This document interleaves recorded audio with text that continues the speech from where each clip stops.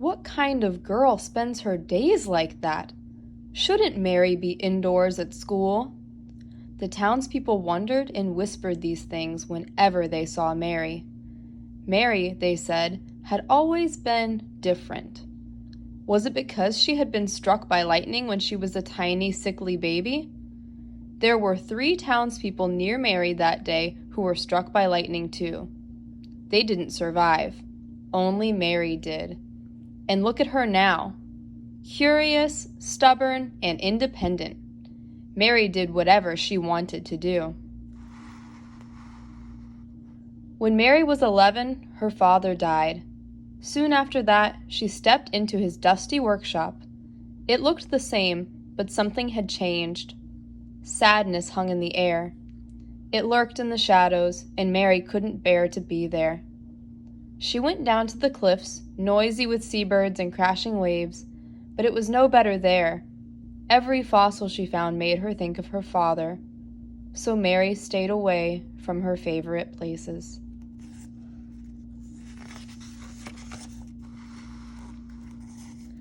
Until one day, after a storm, Mary was too curious to stay away any longer. She gathered her basket, hammer, and chisel and hurried down to the shore. Her brother Joseph came along too, and when he found an enormous fossil, they forgot their troubles, at least for a while. It was a skull almost as long as a horse. There was room in its mouth for hundreds of teeth. Mary stared at the eye sockets, great gaping holes, and pictured the eyes that once filled those spaces. After digging and searching, and more digging and searching, Mary found the rest of the creature, its ribs, its backbone, everything. The skeleton was too long and heavy for Mary to move by herself. She needed the help of several people to haul everything all the way home. They carried the bones, still encased in rock, into the dim, dusty workshop. Mary looked around and then she picked up her tools. It was time to get to work.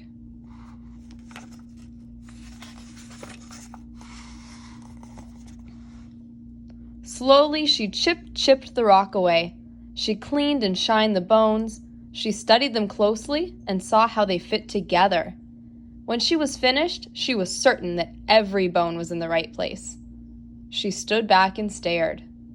What was this creature? Some people said it was a monster. Mary thought it was simply magnificent. The skeleton was sold and sent to a museum in the city of London.